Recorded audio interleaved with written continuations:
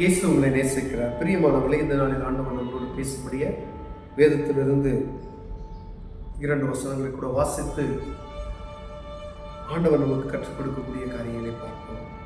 அது மத்தேயுவின் புஸ்தகம் 7வது அதிகாரம் 15வது வசனம், 16வது வசனம், 17வது வசனத்திலேயே சொல்லுகிறது, கள்ள தீர்க்கதரிசிகளுக்கு எச்சரிக்கையாயிருங்கள். அவர்கள் ஆட்டுத்தோலை பொறுத்து கொண்டு உங்களிடத்தில் வருவார்கள், உள்ளத்திலோ அவர்கள் பட்சிக்கிற ஓநாய்கள். அவருடைய கனிகளினாலே அவர்களை அறிவீர்கள். முச்செடிகளில் திராட்சை பழங்களையும் முட்பூண்டுகளில் அத்திப்பழங்களையும் பறிப்பீர்களா? அப்படியே நல்ல மரமெல்லாம் நல்ல கனியை கொடுக்கும், கெட்ட மரமோ கெட்ட கனியை கொடுக்கும். நல்ல மரம் கெட்ட கனிகளை கொடுக்க மாட்டாது, கெட்ட மரம் நல்ல கனிகளை கொடுக்க மாட்டாது. ஆதலால் அவருடைய கனிகளினாலே அவர்களை அறிவீர்கள். பரலோகத்திற்கு என் பிதாவின் சித்தத்தின்படி செய்கிறவர்களும் பரலோக ராஜ்யத்தில் பிரவேசிப்பானே அல்லாமல் என்னை நோக்கி கர்த்தாவே கர்த்தாவே என்று சொல்லுகிறவர்கள் பிரவேசிப்பதில்லை.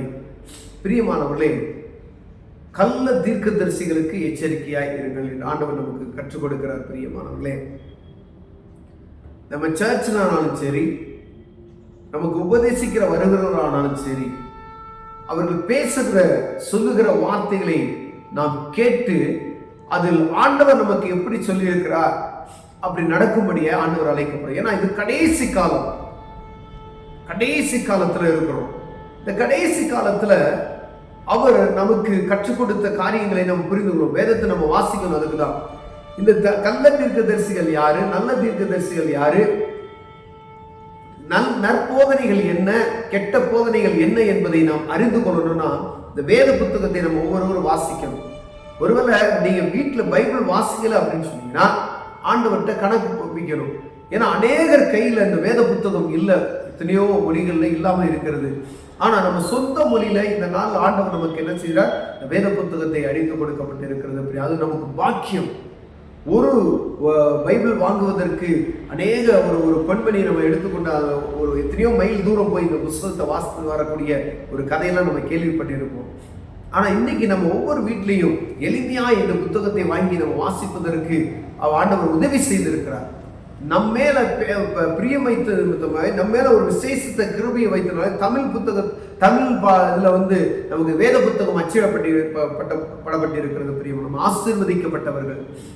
இந்த வேத புத்தகம் நம்ம கைக்கு வந்ததே ஒரு ஆசீர்வாதமான ஒரு காரியம். அப்ப இந்த தீர்க்கதரிசிகள், கள்ளத்தனமான தீர்க்கதரிசிகளை அறிந்து கொள்வதற்கு நாம் என்ன செய்யணும்? அந்த வேத புத்தகத்தை வாசிக்கணும். பாருங்க, அவர்களுடைய கனிகள் கள்ள தீர்க்கதரிசி அவர்கள் ஆட்டுத்தோலை போர்த்து கொண்டு உங்களிடத்தில் வருவார்கள். அவங்களும் அப்படிதான் வருவாங்க, பிரசங்கியார்களை மாதிரியே தான் வருவாங்க. அப்படியே அவங்க ரொம்ப அருமையா பேசுவாங்க. உள்ளத்திலோ அவர்கள் பட்சிக்கிற ஓநாய்கள் என்று சொல்லப்படுகிறது. அவர்களுடைய கனிகளினாலே அவர்களை அறிவீர்கள். முட்செடிகளில் திராட்சை பழங்களை பறிப்பீர்களா? அப்ப அவருடைய கனிகளினாலே அவருடைய நடத்தைகள், செய்கைகள், பார்வைகள், பேச்சுகள், ஒவ்வொரு காரியத்தினால அவங்க நீங்க புரிஞ்சுக்கணும். வேதத்துக்கு புறம்பா அவங்க நடக்கிறாங்களா, வசனத்துக்கு விரோதமா இவங்க காரியங்கள் நம்மகிட்ட செய்யறாங்களா, அப்படியெல்லாம் பார்த்து நீங்க நடந்தீங்கன்னா அவங்களை நீங்க அறிந்து கொள்ளலாம். இவர் நல்லவர், இவர் கெட்டவர் நம்ம சொல்லி ஒரு எக்ஸ்பிளைன். உலகப்புறமான மனிதன்கிட்ட போய் இந்த காரியத்தை கேட்டாலும் ஈஸியா சொல்லிடுவாங்க, இவன் நல்லவன் கெட்டவன் அப்படின்னு சொல்லி. எல்லா தவறுகளையும் செய்கிற ஒரு மனிதன் இவன் நல்லா செய்வா அப்படின்னு சொன்னா யாரும் நம்பவே மாட்டாங்க. அப்ப வேதம் உங்களுக்கு எளிமையாய் உங்க பிரசங்கியார்களை பற்றி கற்றுக் கொடுப்பதற்கு நீங்க என்ன சொல்லியிருக்கிறாரு? அவருடைய கனிகளினாலே. முள் செடியில போய் திராட்சை பழத்தை பறிக்க முடியுமா, இல்ல அத்தி மரத்தை பறிக்க முடியுமா? ஆண்டவர் சொல்றாரு. அப்ப முச்செடியில முள்ளுதான் இருக்கும். என்னதான் முச்செடிக்கு டெக்கரேஷன் பண்ணி வச்சாலும் நீங்க கை வச்சீங்கன்னா என்ன செய்யும்? குத்தத்தான் செய்யும். அப்ப அவருடைய கனிகளினாலே, அவர்கள் செய்கிற செயல்களினாலே, அவர்கள் பேசுகிற பார்க்கிற பார்வையினாலே அவருடைய காரியங்களை நீங்கள் என்ன செய்யணும்? அறிந்து கொள்ளலாம் என்று வேதம் சொல்லுகிறது. அப்படி மாத்திரமே நீங்கள் அறிந்து கொள்ள முடியும். அவங்க சொல்லுகிற தீர்க்க தரிசனம் சரியா என்று நீங்க பார்க்கணும் அப்படின்னு சொன்னா, ஏதோ சொல்லும்போது குடுகுடுப்புக்காரன் சொல்ற காரியத்தை கேட்டுட்டு நம்ம போய் அப்படியே போய் இந்த காசு போடு, இப்படி போடு, அப்படி செய்யற அதே போல இவர்கள் செய்கிற காரியத்தை நீங்க அப்படியே செய்தீங்க அப்படின்னா அவங்க நல்லவங்களா கெட்டவங்களா, ஆண்டவருடைய பிள்ளைகளா இல்ல பொய்யான தீர்க்கதரிசியா என்பதை அறிந்து கொள்வதற்கு நீங்க வேதத்தை வாசித்து ஆண்டவர் சமூகத்துல காத்திருக்கணும். அப்பதான் ஆண்டவர் என்ன செய்வார், நம்ம செய்கிற காரியத்திற்கு, நம்ம பேசுகிற, நம்ம ஒரு தீர்க்கதரிசி சொல்லுகிற காரியத்தை நாம் புரிந்து கொள்ள முடியும். நல்ல மரம் கெட்ட கனிகளை கொடுக்க மாட்டாது, கெட்ட மரம் நல்ல கனிகளை கொடுக்க மாட்டாது. நல்ல மரம் இருக்கு, கெட்ட மரம் இருக்கு. அந்தந்த மரத்துல என்ன கனி கிடைக்குமோ அதுதான் கனி கிடைக்கும். நல்ல மரம் போல வேஷப்பட்டு வந்தா அதுல கெட்ட கனி தான் கொடுக்கும். அப்ப நம்ம எவ்வளவு ஜாக்கிரதையா இருக்கணும் பாருங்களேன். நம்ம அநேக நேரத்துல மூடத்தனமாவே அப்படியே மூட நம்பிக்கையிலே போயிடுறோம்.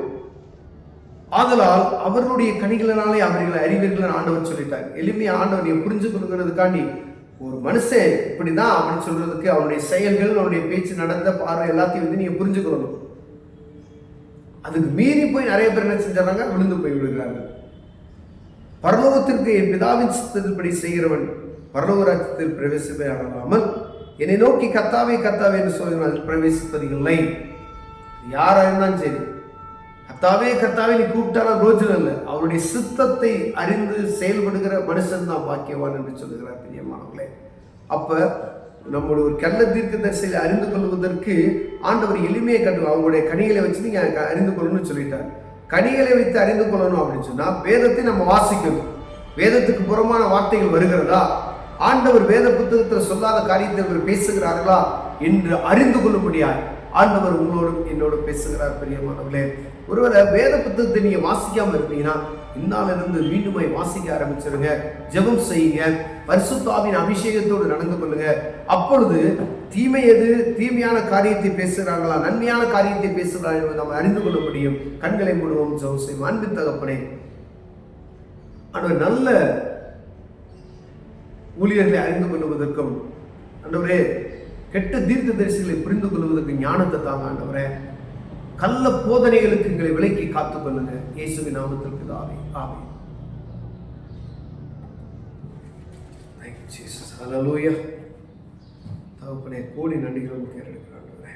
கிருபைக்காய், இரக்கத்துக்காய், காருண்யத்துக்காய் நன்றி. இந்த பிரசன்ன ஆளுகை செய்யும்படியே ஜெபிக்கிறேன். அடிமையை தாழ்த்துகிற இந்த பகல் வேளையில் என்னை நடத்துங்க. தேவநாமம் மகிமைப்படுவதாக. சகல துதிகர மகிமை நாமத்தில் நடக்கிறேன். இயேசுவின் நாமத்தில் ஜெபிக்கிறேன். நல்ல பிதாவே, ஆமென்.